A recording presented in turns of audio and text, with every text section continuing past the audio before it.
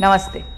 ये वीडियो मैं बना रही हूँ ताकि आपको ये जानकारी हो कि आप आपका कोलेस्ट्रॉल रिपोर्ट किस तरीके से पढ़ें। जब हम कोलेस्ट्रॉल रिपोर्ट करते हैं तो हम सिर्फ टोटल कोलेस्ट्रॉल कितना है वो देखते हैं, और अगर टोटल कोलेस्ट्रॉल 200 के ऊपर हो गया तो हम उससे डरने लगते हैं। लेकिन टोटल कोलेस्ट्रॉल और एलडीएल से भी ज़्यादा ये 3 नंबर्स इम्पॉर्टेंट है आपको ये असेस करने के लिए कि आपको हार्ट डिसीज़ की कोई रिस्क है या नहीं। Number 1 HDL. एचडीएल जो है उसको कार्डियो प्रोटेक्टिव कोलेस्ट्रॉल माना जाता है या हाई डेंसिटी लिपोप्रोटीन। ये चढ़ता है in response to exercise. So typically ये 50 और ऊपर होना चाहिए, and anyone who is exercising उनका लेवल 50 एंड अबव का रहता है। लेकिन जो लोग एक्सरसाइज नहीं करते उनका एचडीएल का लेवल 40 एंड बिलो का रहता है। तो टोटल कोलेस्ट्रॉल 200 के नीचे है, लेकिन अगर एचडीएल 40 के नीचे है तो यही उसका कंक्लूजन हो सकता है that you are not exercising, and if you are not exercising तो हार्ट डिसीज़ का रिस्क है ही, even if the cholesterol levels are under control at this point. On the other hand, अगर टोटल कोलेस्ट्रॉल 200 के ऊपर है लेकिन 50 के ऊपर अगर आपका एचडीएल है, then it means that you are just seeing what is called as an athlete's paradox. Athlete's paradox मतलब जो लोग रेगुलरली एक्सरसाइज करते हैं उनका टोटल कोलेस्ट्रॉल लेवल थोड़ा सा चढ़ा हुआ रहता है, क्योंकि उनका एचडीएल या जो गुड कोलेस्ट्रॉल जिसको कहते हैं, जो कार्डियो प्रोटेक्टिव माना जाता है, उसका नंबर 50 से ऊपर रहता है। लेकिन मेन डिफरेंस ये है कि जिनको भी ये एथलीट्स पैराडॉक्स रहता है उनका एचडीएल का नंबर ज़्यादा रहता है 50 के ऊपर, लेकिन उनका ट्राइग्लिसराइड का जो नंबर है वो 150 के नीचे रहता है। जब हार्ट हेल्थ की रिस्क हमारी बढ़ी हुई रहती है तो तभी क्या होता है कि 200 के ऊपर हमारा टोटल कोलेस्ट्रॉल रहता है, लेकिन एचडीएल हमारा 40 के नीचे रहता है और ट्राइग्लिसराइड हमारा 150 के ऊपर रहता है। सिर्फ एक नंबर देख के आप कोलेस्ट्रॉल के रिपोर्ट से डरिए मत, उसको ठीक से असेस कीजिए कि ये जो टोटल कोलेस्ट्रॉल का मेरा नंबर है ये कहाँ से आ रहा है। अगर एचडीएल 50 के ऊपर है और ट्राइग्लिसराइड 150 के नीचे है तो आपको डरने की कोई भी बात नहीं है। ट्राइग्लिसराइड्स के साथ आप वीएलडीएल का भी नंबर चेक कीजिए, जिसको वेरी लो डेंसिटी लिपोप्रोटीन कहते हैं, वो भी आपका 20 या 20 के नीचे रहेगा। तो then all that you are looking at is just an athlete's paradox. You are not at a risk of any kind of heart disease. सिर्फ कोलेस्ट्रॉल या लिपिड पैनल देख के it is again not enough to make a proper assessment about your heart health. You should also be looking at other clinical correlations, मतलब आपके बाकी parameters कैसे दिख रहे हैं।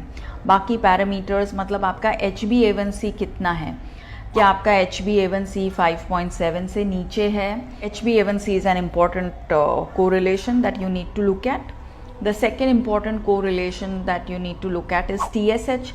TSH का भी आपका लेवल नियंत्रण में होना चाहिए।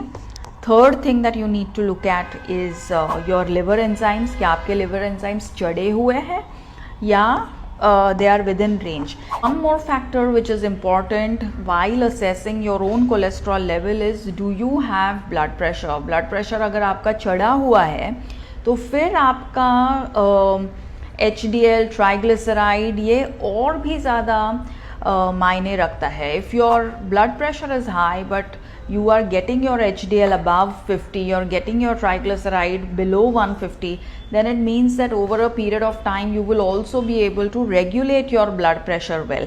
और अगर आपका blood pressure unregulated है and you have HDL which is 40 and below, triglyceride which is 150 and above, then it means that you should really make a proper assessment of how you're living your day-to-day life and bring about the necessary changes so that your heart health is improved and risk to heart health is reduced.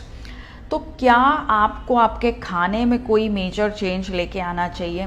देखो, heart health को improve करने के लिए और cholesterol levels को regulate करने के लिए you must stop all kinds of packaged and processed foods, फिर वो चाहे बिस्किट्स हो, चॉकलेट्स हो, टेट्रा पैक जूसेस हो,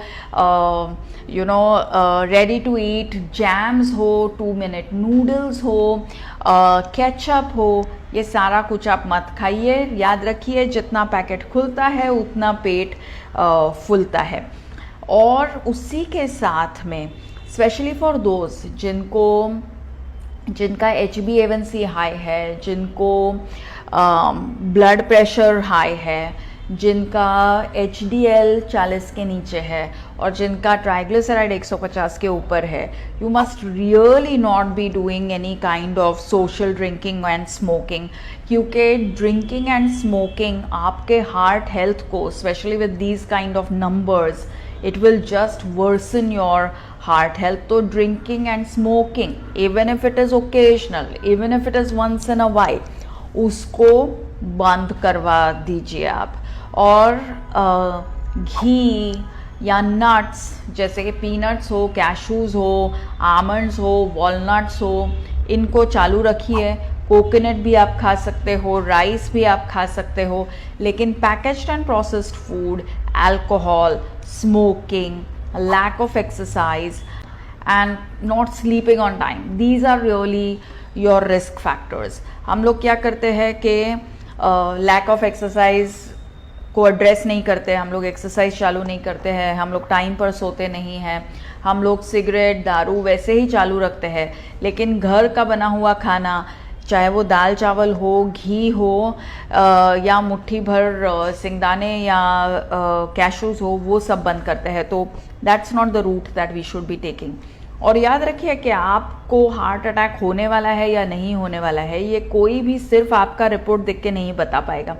दे will need to do a lot more than that. If someone has to really predict कि आपको हार्ट अटैक होने वाला है या नहीं, तो उनको कम से कम आपके साथ में 20 मिनट्स स्पेंड करने चाहिए, ताकि वो फाइंड आउट कर सके कि आप एक्सरसाइज करते हो क्या, आप टाइम पे सोते हो क्या, आप घर पर खाते हो या बाहर से मैक्सिमम चीज़ें मंगवाते हो, आपको कोई स्ट्रेस है क्या, आपको डायबिटीज़ है क्या, आपको ब्लड प्रेशर है क्या, आप दिखने में कैसे हो, क्या आपकी वेस्ट आपके हिप्स से बड़ी हुई है।